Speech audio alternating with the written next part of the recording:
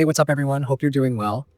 Let's get into this new Dead by Daylight 9.3.0 update and talk about how it actually feels in real matches, because this one quietly shifts the rhythm of chases, rescues, and perk choices more than it might look at first glance.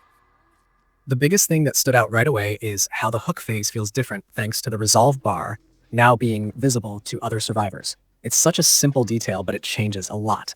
Instead of guessing whether a killer is camping or relying on someone calling it out, you can literally read the situation straight from the UI. You get this instant sense of, okay, this is safe to go for, or nope, that thing is barely moving, which cuts down on those chaotic, desperate rescues that end up snowballing into a wipe. For solo queue players especially, this is a gift because you now have a shared piece of info that usually only coordinated groups benefit from. But the resolve visibility is just one half of the equation, because the anti-facecamp mechanic also got reshaped.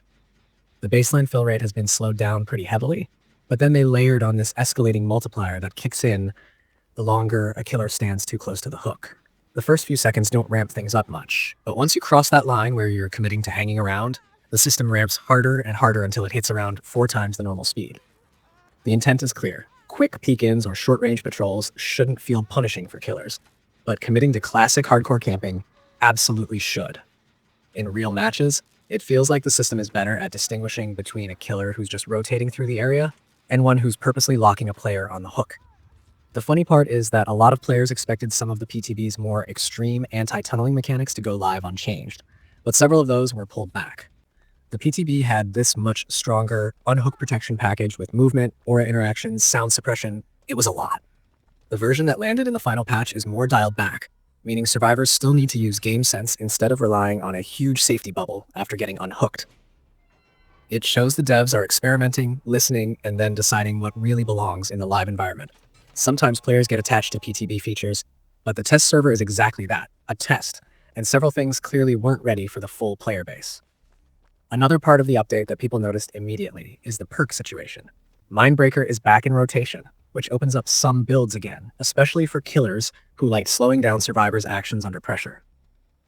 But Breakdown and Wicked were disabled for now because the devs want to clean up some issues before they return. Anyone who was cooking up new builds with those perks will have to reshuffle for a bit. It's one of those moments where the perk meta doesn't necessarily shift massively overnight, but you can feel the adjustment ripple through matches as people try to figure out what still works best after the toggles. Beyond that, there's the usual bundle of smaller fixes that people underestimate, but they absolutely matter. You've got camera adjustments for a specific killer, tweaks to realm lighting that make certain maps feel a little clearer, adjustments to fog vial visuals that were misaligned, and a bunch of small bug fixes on vaults, guard interactions, ability queues, and map geometry.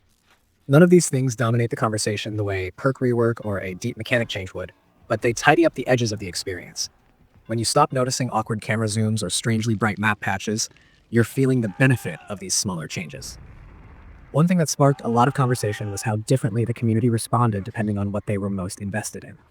Survivor mains loved the added visibility and the fact the anti-camp mechanic feels more intelligent now, while killer mains were torn between appreciating reduced accidental penalties and feeling wary of how the multiplier may punish longer strategic plays near the hook.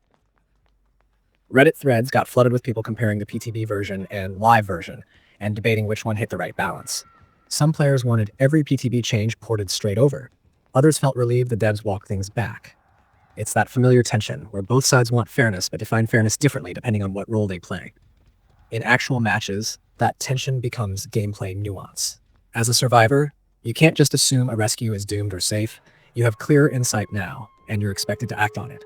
That means fewer random YOLO saves and more coordinated, intentional approaches. As a killer, you can still check the hook or hover for a moment while assessing pressure, but staying too long becomes a real commitment. If you used to camp deeply as a core strategy, you'll feel the pushback harder now. If you didn't rely on that strategy, you might barely notice the system except in those moments where you think, okay, I shouldn't stay here. Perk builds also have this transitional feeling right now. The Mindbreaker return gives certain killers more interesting gen defense layers again, so you'll likely see it popping up more often over the next week or two as people experiment. The temporarily disabled perks might nudge players away from specific combos they were enjoying, but most meta-defining perks are unaffected, so the ecosystem doesn't feel unstable, just slightly rearranged. All in all, this update feels like a mid-chapter that's doing exactly what a mid-chapter should. smoothing rough edges, clarifying communication between teammates, trimming down extreme strategies like long-form camping, and staying flexible with experimental features instead of shipping everything at once. Even if the patch doesn't overhaul the whole meta, it tweaks enough systems that you'll absolutely feel a shift in how rescues and mid-game pressure unfold. Matches feel a bit more readable, a bit more intentional, and a bit less chaotic around hooks. If you're hopping back into the fog, keep an eye on how the new hook feedback affects your instincts, because once you get used to it, going back to the old system would probably feel like flying blind.